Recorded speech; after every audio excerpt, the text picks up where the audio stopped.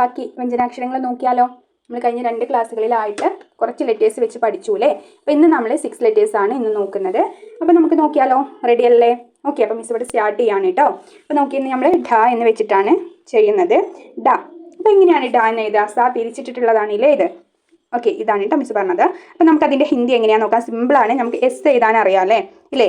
അപ്പോൾ അത് വെച്ചിട്ട് നമുക്ക് നോക്കാം. ആദ്യം നമ്മൾ ചെറിയ ഒരു 1 എന്ന് എഴുതുക. എന്നിട്ട് എന്ത് ചെയ്യുക? എസ് ഇട്ട് കൊടുക്കുക, മുകളിൽ വരയ്ക്കാം. ഇങ്ങനെയാണ് ഡ എന്ന് എഴുതുക. സിമ്പിൾ അല്ലേ? അപ്പോൾ അതിൻ്റെ നിക് നെയിം നോക്കിയാലോ. ഡാസെ ഡബ്ബ. ഡബ്ബ എന്ന് പറഞ്ഞാൽ എന്താണ്? ബോക്സ്, പെട്ടിയാണല്ലേ. അപ്പോൾ നമുക്ക് നോക്കാം കേട്ടോ എങ്ങനെയാണ് ഡബ്ബ എന്ന് എഴുതുക. ഡ എന്ന് എഴുതുന്നു, ബാൻ്റെ പകുതി എഴുതുക, ദെൻ ഫുള്ളായിട്ട് ബ എന്ന് എഴുതുക, അതിൻ്റെ ചിഹ്നിട്ട് കൊടുക്കുക. ഓക്കെ, ഇങ്ങനെയാണ് ഡബ്ബ എന്ന് എഴുതാം. ഓക്കെ, ഇനി നെക്സ്റ്റ് ലെറ്റർ നോക്കാം. ഢ എന്നാണ് കേട്ടോ. ഢ എങ്ങനെയാണ് എഴുതുക? നമുക്ക് നോക്കാം. ആദ്യം നമ്മൾ ചെറിയൊരു 1 ഇടാം. എന്നിട്ട് സി എന്ന് എഴുതുക. സി എഴുതി സ്റ്റോപ്പ് ചെയ്ത് നേരെ മുകളിലേക്ക് കൊണ്ടുപോയിട്ട് റൗണ്ട് ചെയ്യണം. ഓക്കെ, ഇങ്ങനെയാണ് ഢ എന്ന് എഴുതാം. ഓക്കെ, ക്ലിയർ ആണല്ലോ. ഢ സേ ഢോലക്. എന്താ ഢോലക് എന്ന് പറഞ്ഞാൽ എന്താണ്? ഡ്രമ്മർ ആണല്ലേ, ഡ്രമ്മർ. അപ്പോൾ നമുക്കിത് എങ്ങനെയാണ് എഴുതുക എന്നുള്ളത് നോക്കാം കേട്ടോ.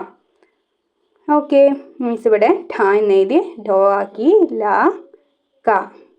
ഇങ്ങനെയാണ് ഢോലക് എന്ന് എഴുതാം. ക്ലിയർ? ഓക്കെ, ഈ ഒരു ലെറ്റർ ക്ലിയർ ആണല്ലോ അല്ലേ. ഇനി അപ്പോൾ നമുക്ക് നെക്സ്റ്റ് ലെറ്ററിലേക്ക് പോവാം കേട്ടോ. നെക്സ്റ്റ് നായാണ്. നാ വെച്ചിട്ട് വേർഡ്സ് സ്റ്റാർട്ട് ചെയ്യുന്നില്ല. അപ്പോൾ നമുക്ക് നാ എന്ന് എങ്ങനെ എഴുതാന്നുള്ളത് നോക്കാം.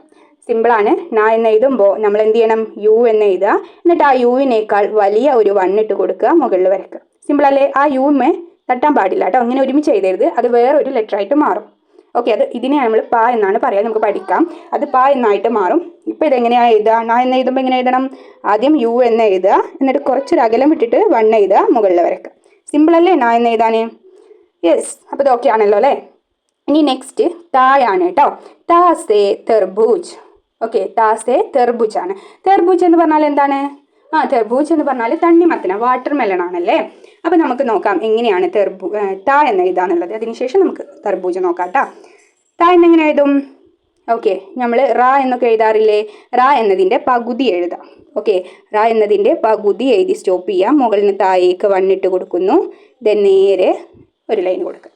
ഒന്നുകൂടെ കാണിക്കാം കേട്ടോ. കൈവിടാതെ എഴുതുമ്പോൾ ഇങ്ങനെയാണ് താ എന്ന് എഴുതാം. ക്ലിയർ ആണോ? ഓക്കെ, ഇനി തെർബൂജ് എങ്ങനെ എഴുതും? ആദ്യം മിസ് ഇവിടെ താ എന്ന് എഴുതിയിട്ടുണ്ട്. റാ ഭ, അത് ഭൂ എന്നാക്കാനുള്ള ചിഹ്നിട്ട് കൊടുക്കുന്നു, ജ എന്ന് എഴുതുന്നു. തെർബൂജ്. എന്താണ് തെർബൂജ്?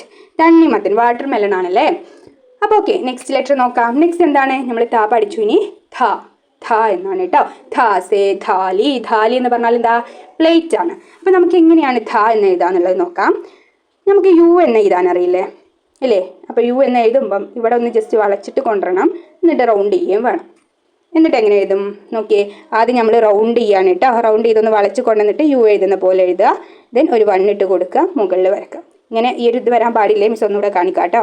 ആദ്യം റൗണ്ട് ചെയ്യുന്നു, വളച്ചിട്ട് കൊണ്ടുവരിക, യു ഇട്ട് കൊടുക്കുക, മുകളിന് താഴേക്ക് ഒരു 1 എഴുതുക. ആ 1ന് മുകളിലാണ് നമ്മൾ ആ ഒരു ലൈൻ കൊടുക്കേണ്ടത്. ഇത് കൂട്ടിയിട്ട് വരക്കാൻ പാടില്ല, തെറ്റാണ് കേട്ടോ.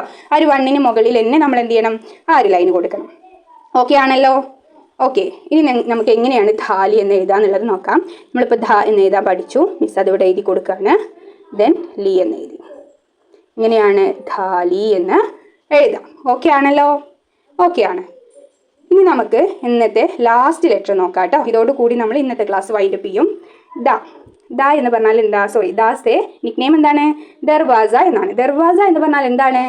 ഡോർ, വാതിലാണല്ലേ. അപ്പം നമുക്ക് ആദ്യം ദ എന്ന് എഴുതാൻ വേണ്ടിയിട്ട് പഠിക്കാം. ഓക്കെ, ധ. അപ്പോൾ എങ്ങനെയാണ് ദാ എഴുതുക? നമ്മൾ ഢ എന്ന് മുൻ ക്ലാസ്സിൽ എഴുതാൻ പഠിച്ചതാണ്. എങ്ങനെയാണ് അത് എഴുതുക? ഇങ്ങനെയാണല്ലേ അല്ലേ. അപ്പം അതിൽ ചെറിയൊരു വ്യത്യാസമേ ഉള്ളൂ. ഇങ്ങനെ റൗണ്ട് ചെയ്യുമ്പോൾ താഴേക്ക് ഇങ്ങനെ കൊണ്ടുവരണം, ചെറിയൊരു 1 ഇട്ട് കൊടുക്കുക. അപ്പോൾ അതെന്തായിട്ട് മാറി?